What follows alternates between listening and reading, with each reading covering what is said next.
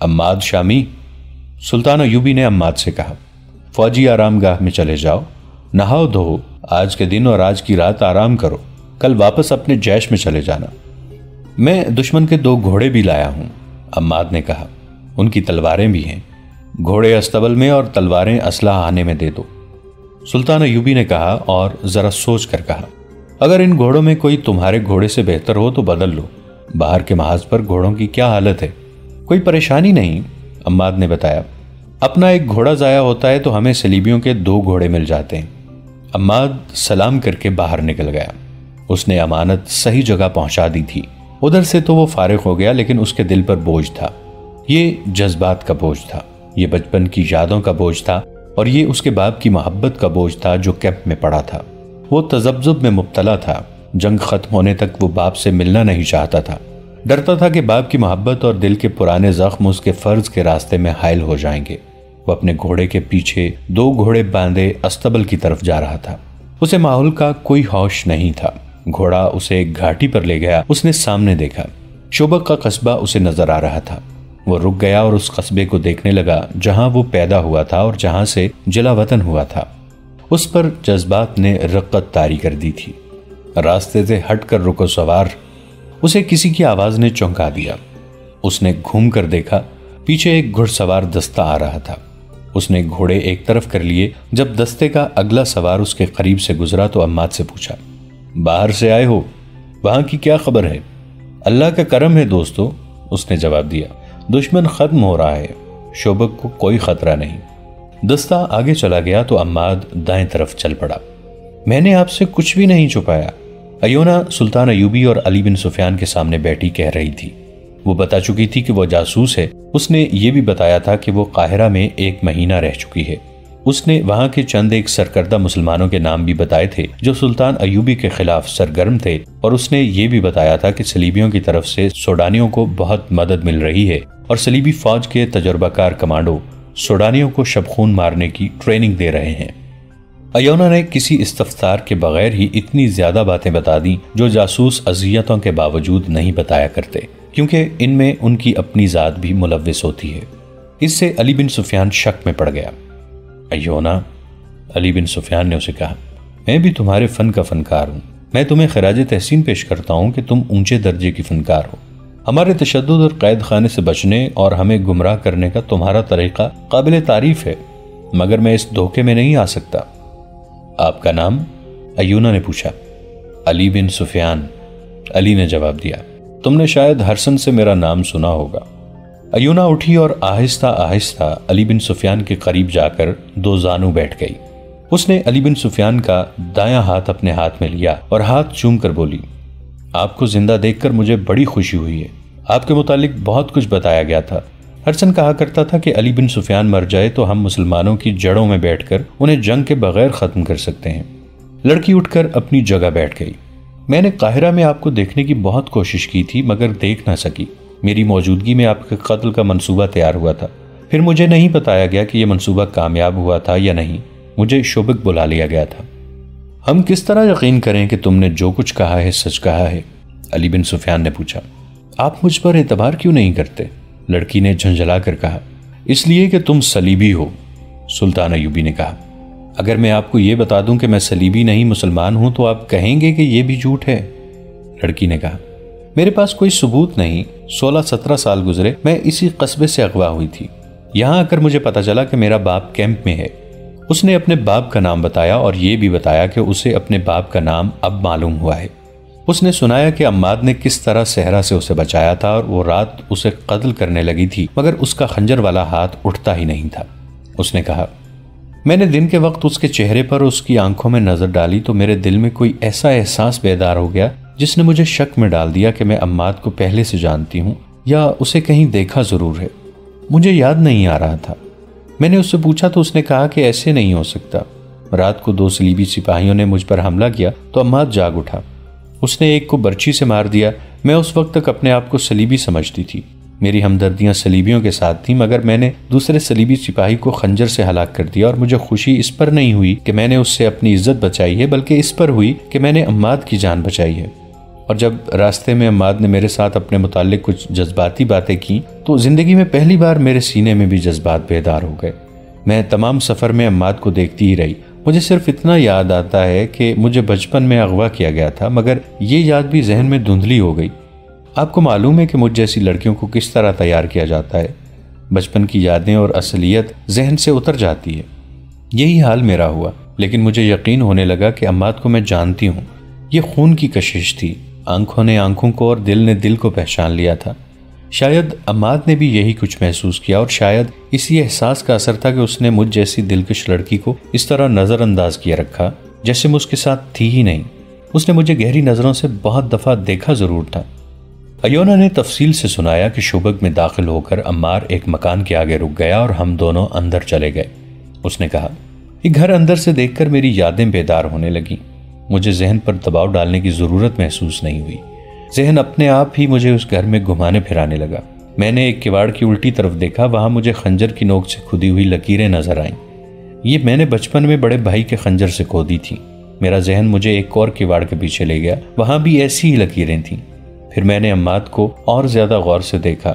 داڑھی کے باوجود اس کی 16-17 سال پرانی صورت یاد آ گئی۔ میں نے اپنے آپ کو بڑی مشکل سے قابو میں رکھا۔ میں نے عماد کو بتایا نہیں کہ میں اس کی بہن ہوں۔ وہ اتنا پاک فطرت انسان اور میں اتنی ناپاک لڑکی، وہ اتنا غیرت مند اور میں اتنی بے غیرت۔ اگر میں اسے آج بتا دیتی تو معلوم نہیں وہ کیا کر گزرتا۔ اس دوران علی بن سفیان نے کئی بار سلطان ایوبی کی طرف دیکھا۔ وہ لڑکی کو ابھی تک شک کی نگاہوں سے دیکھ رہے تھے، لیکن لڑکی کی جذباتی کیفیت، اس کے آنسو اور بعض الفاظ کے ساتھ اس کی سسکیاں دونوں پر ایسا اثر کر رہی تھیں جیسے لڑکی کی باتیں سچ ہیں۔ لڑکی نے آخر انہیں اس پر قائل کر لیا کہ اس کے متعلق وہ چھان بین کریں۔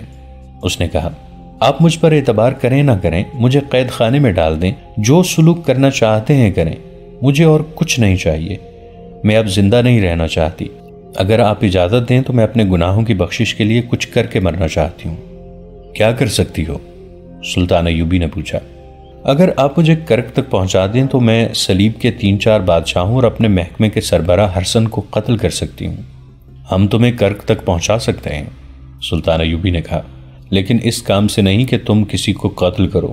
میں تاریخ میں اپنے متعلق یہ تہمت چھوڑ کر نہیں مرنا چاہتا کہ صلاح الدین ایوبی نے اپنے دشمنوں کو ایک عورت کے ہاتھوں مروایا تھا اور شوبک میں فوج لے کر بیٹھا رہا۔ اگر مجھے پتہ چلے گا کہ صلیبیوں کا کوئی بادشاہ کسی لا علاج مرض میں مبتلا ہے تو میں اس کے علاج کے لیے اپنے طبیب بھیجوں گا، اور پھر ہم تم پر ایسا بھروسہ کر بھی نہیں سکتے۔ البتہ تمہاری اس خواہش پر غور کر سکتے ہیں کہ تمہیں معاف کر کے کرک بھیج دیں۔ نہیں، ایونا نے کہا، میرے دل میں ایسی کوئی خواہش نہیں، میں یہیں مروں گی۔ میری اس خواہش کا ضرور خیال رکھیں کہ عماد کو یہ نہ بتائیں کہ میں اس کی بہن ہوں۔ میں کیمپ میں اپنے باپ کو ضرور دیکھنے جاؤں گی، لیکن اسے بھی نہیں بتاؤں گی کہ میں اس کی بیٹی ہوں۔ وہ زار و قطار رونے لگی۔ علی بن سفیان نے اپنی ضرورت کے مطابق اس سے بہت سی باتیں پوچھی، پھر سلطان ایوبی سے پوچھا کہ اسے کہاں بھیجا جائے۔ سلطان ایوبی نے سوچ کر کہا کہ اسے آرام اور احترام سے رکھو، فیصلہ سوچ کر کریں گے۔ علی بن سفیان اسے اپنے ساتھ لے گیا اور ان کمروں میں سے ایک اسے دے دیا جہاں جاسوس لڑکیاں رہا کرتی تھیں۔ لڑکی نے وہاں رہنے سے انکار کر دیا اور کہا، ان کمروں سے مجھے نفرت ہے۔ کیا یہ ممکن نہیں کہ مجھے اس گھر میں رکھا جائے جہاں سے میں اغوا ہوئی تھی؟ نہیں، علی بن سفیان نے جواب دیا، کسی کے جذبات کی خاطر ہم اپنے قواعد و ضوابط نہیں بدل سکتے۔ وہاں کے پہرے داروں اور ملازموں کو کچھ ہدایات دے کر علی بن سفیان لڑکی کو وہاں چھوڑ گیا۔ عماد فوجی آرام گاہ میں آ گیا اور نہا کر سو گیا، مگر اتنی زیادہ تھکن کے باوجود اس کی آنکھ کھل گئی۔ کوشش کے باوجود وہ سو نہ سکا۔ اس کے ذہن میں یہی ایک سوال کلبلا رہا تھا کہ باپ سے ملے یا نہ ملے۔ تھک ہار کر وہ اٹھا اور اس جگہ کی طرف چل پڑا جو شوبک میں مسلمانوں کے کیمپ کے نام سے مشہور تھی۔ وہاں پہنچ کر اس نے اپنے باپ کا نام لیا اور پوچھتا پوچھتا باپ تک پہنچ گیا۔ اس کے سامنے ایک بوڑھا لیٹا ہوا تھا۔ عماد نے اس سے ہاتھ ملایا اور اپنے آپ کو قابو میں رکھا۔ اس کا باپ ہڈیوں کا پنجر بن چکا تھا۔ اسے اچھی خوراک اور دوائیاں دی جا رہی تھیں۔ عماد نے اپنا تعارف کرائے بغیر اس سے حال پوچھا تو اس نے بتایا کہ 16 برسوں کی اذیت ناک مشقت، قید اور بچوں کے غم نے اس کا یہ حال کر دیا ہے کہ اتنی اچھی غذا اور اتنی اچھی دوائیاں اس پر کوئی اثر نہیں کر رہی۔ باپ دھیمی آواز میں عماد کو اپنا حال سنا رہا تھا، لیکن عماد 16-17 سال پیچھے چلا گیا تھا۔ اسے باپ کی صورت اچھی طرح یاد تھی۔ اب اس کے سامنے جو باپ لیٹا ہوا تھا اس کے چہرے کی ہڈیاں باہر نکل آئی تھیں۔ پھر بھی اسے پہچاننے میں عماد کو ذرا بھر دقت نہ ہوئی۔ اس نے کئی بار سوچا کہ اسے بتا دے کہ وہ اس کا بیٹا ہے۔ اس نے عقل مندی کی کہ نہ بتایا۔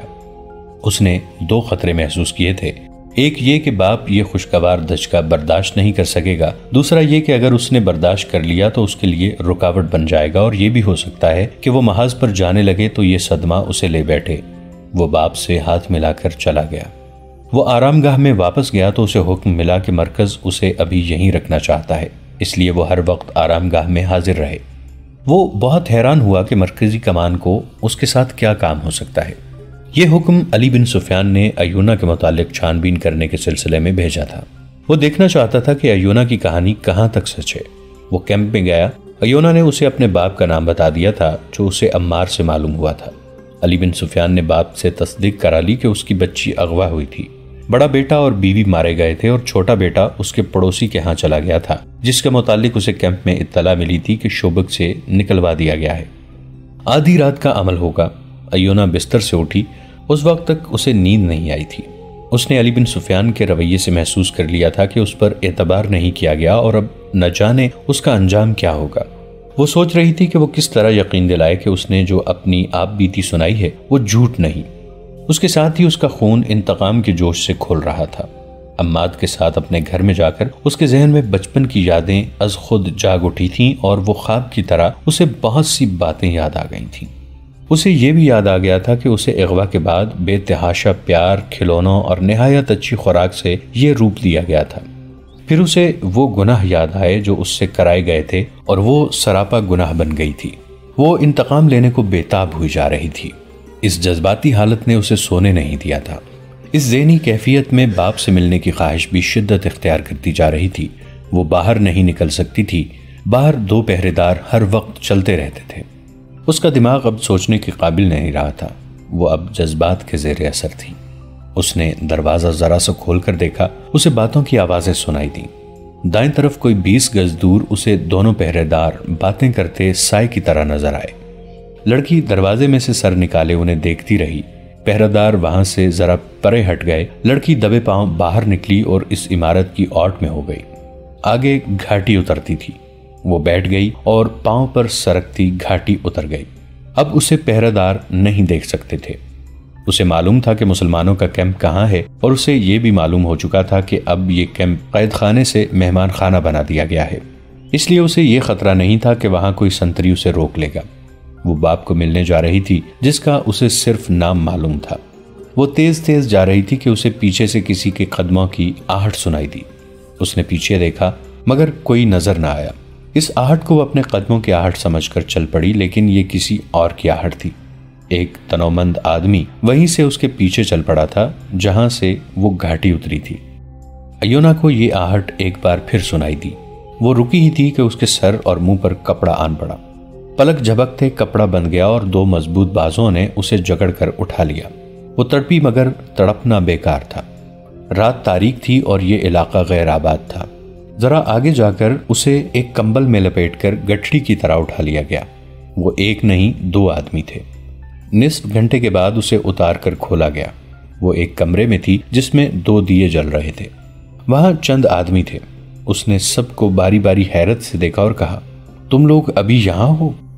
اور آپ گیرالٹ، آپ بھی یہی ہیں؟ ہم جا کر آئے ہیں، گیرالٹ نے جواب دیا، تم سب کو یہاں سے نکالنے کے لیے۔ اچھا ہوا کہ تم مل گئیں۔ یہ وہ 40 صلیبی تھے جنہیں کرک سے اس کام کے لیے بھیجا گیا تھا کہ جاسوس لڑکیاں جو مسلمانوں کے قبضے میں رہ گئی ہیں انہیں وہاں سے نکالیں، اور شوبک میں اپنے جو جاسوس رہ گئے ہیں انہیں وہاں منظم کریں، اور اگر ممکن ہو تو وہاں تخریب کاری بھی کریں۔ تخریب کاری میں ایک کام یہ بھی تھا کہ استبل میں داخل ہو کر جانوروں کے چارے میں زہر ملائیں، رسد کو آگ لگائیں اور فوجیوں کے لنگر خانے میں بھی زہر ملا سکیں تو کوشش کریں۔ اس گروہ کا کمانڈر گیرالٹ نامی ایک برطانوی تھا جو تباہ کار جاسوسی کا ماہر سمجھا جاتا تھا۔ ایونا اسے بہت اچھی طرح جانتی تھی، بلکہ اس کی شاگرد رہ چکی تھی اور اس کے ساتھ اس کی دوستانہ بے تکلفی بھی تھی۔ اسے دیکھ کر ایونا کا خون نفرت اور انتقام کے جوش سے کھول اٹھا، لیکن وہ فوراً سنبھل گئی۔ یہ موقع نفرت کے اظہار کا نہیں تھا۔ گیرالٹ تو ایسا گمان بھی نہیں کر سکتا تھا کہ ایونا بالکل بدل گئی ہے۔ اس نے ایونا سے پوچھا کہ وہ کہاں جا رہی تھی۔ ایونا نے کہا کہ اسے فرار کا موقع مل گیا تھا، اس لیے وہ فرار ہو رہی تھی۔ گیرالڈ نے اسے بتایا کہ وہ چھاپا مار جاسوسوں کا ایک گروہ کرک کے مظلوم مسلمانوں کے بحروب میں یہاں لایا ہے۔ ان دنوں شوبک کے حالات ایسے تھے کہ یہ گروہ آسانی سے ایک ہی گروہ کی صورت میں شہر میں آ گیا تھا۔ جنگ کی وجہ سے لوگ آ جا رہے تھے، ارد گرد کے دیہات کے مسلمان بھی شہر میں آ رہے تھے۔ اسی دھوکے میں یہ گروہ بھی آ گیا۔ شہر میں پہلے سے جاسوس موجود تھے، انہوں نے پورے گروہ کو پس پردہ کر لیا۔ گیرالڈ نے ایونا کو بتایا کہ وہ 2 راتوں سے اس مکان کو دیکھ رہا ہے جس میں لڑکیاں ہیں۔ اس جگہ سے وہ اچھی طرح واقف تھا، یہ انہی کی بنائی ہوئی تھی۔ رات کو وہ دیکھنے جاتا کہ پہرے داروں کی حرکات اور معمول کیا ہے۔ یہ بڑا اچھا اتفاق تھا کہ اسے ایونا مل گئی۔ ایونا نے اسے بتایا کہ لڑکیوں کو نکالنا اتنا آسان نہیں، تاہم نکالا جا سکتا ہے۔ رات کو ہی اسکیم تیار ہوئی۔ ایونا نے گیرالڈ کو بتایا کہ لڑکیاں کھلے کمروں میں ہیں جو قید خانہ نہیں، پہرے دار صرف 2 ہیں۔ اس قسم کی اور بھی بہت سی تفصیلات تھیں جو ایونا نے انہیں بتائیں۔ یہ بھی طے ہو گیا تھا کہ لڑکیوں کو نکالنے کے لیے کتنے آدمی جائیں گے اور باقی آدمی کون سے مکان میں جمع ہوں گے۔ اس اسکیم کے بعد ایونا نے یہ تجویز پیش کی کہ اسے واپس چلے جانا چاہیے کیونکہ اس کی گمشدگی سے لڑکیوں پر پہرا سخت کر دیا جائے گا، جس سے یہ مہم ناممکن ہو جائے گی۔ گیرالڈ نے ایونا کی یہ تجویز پسند کی اور اسے اپنے ساتھ لے جا کر اس کی رہائش گاہ کے قریب چھوڑ دیا۔ ایونا کو باہر سے آتے دیکھ کر پہرہ داروں نے اس سے باز پرس کی۔ اس نے یہ کہہ کر ٹال دیا کہ وہ دور نہیں گئی تھی۔ پہرہ دار اس لیے چپ ہو گئے کہ یہ ان کی لاپرواہی تھی کہ لڑکی نکل گئی تھی۔ دوسرے دن علی بن سفیان کسی اور کام میں مصروف تھا۔ ایونا نے پہرے داروں سے کہا کہ وہ اسے علی بن سفیان کے پاس لے چلیں۔ انہوں نے یہ کہہ کر انکار کر دیا کہ یہاں اس کے بلانے پر کوئی نہیں آئے گا، بلکہ اس کی جب ضرورت ہوگی تو اسے بلایا جائے گا۔ ایونا نے بڑی مشکل سے پہرے داروں کو قائل کیا کہ وہ کسی اور کو بتائے بغیر مرکزی کمان کے کسی فرد تک یہ پیغام پہنچا دے کہ نہایت اہم اور نازک بات کرنی ہے۔ اس نے پہرے داروں سے کہا کہ اگر انہوں نے اس کا پیغام نہ پہنچایا تو اتنا زیادہ نقصان ہوگا کہ پہرے دار اس کوتاہی کی سزا سے بچ نہیں سکیں گے۔ پہرے داروں نے یہ پیغام بھجوانے کا بندوبست کر دیا۔ علی بن سفیان نے پیغام ملتے ہی لڑکی کو بلا لیا۔ اس کے بعد لڑکی کمرے میں واپس نہیں آئی۔ رات کو جب شبک کی سرگرمیاں سو گئیں اور شہر پر خاموشی طاری ہو گئی تو اس عمارت کے ارد گرد 8-10 سائے سے حرکت کرتے نظر آئے جہاں لڑکیوں کو رکھا گیا تھا۔ عجیب بات یہ ہے کہ دونوں پہرے دار غائب تھے۔ 8-10 چھاپا مار خوش ہونے کی بجائے حیران ہوئے ہوں گے کہ پہرہ دار نہیں ہے۔ وہ 8 پیٹ کے بل رینگ کر آگے آئے۔ ایونا نے انہیں بتا دیا تھا کہ لڑکیاں کون کون سے کمرے میں ہیں۔ کمروں کے دروازوں اور کھڑکیوں سے یہ لوگ واقف تھے۔ 2 چھاپا مار ایک کمرے میں داخل ہو گئے، باقیوں نے پرواہ نہ کی کہ وہاں پہرے دار ہیں یا نہیں۔ انہیں یہ بتا دیا گیا تھا کہ پہرے دار صرف 2 ہوتے ہیں۔ 2 پر 10 کا قابو پانا مشکل کام نہیں تھا۔ وہ سب لڑکیوں کے کمروں میں گھس گئے مگر ان میں سے کوئی باہر نہ نکلا۔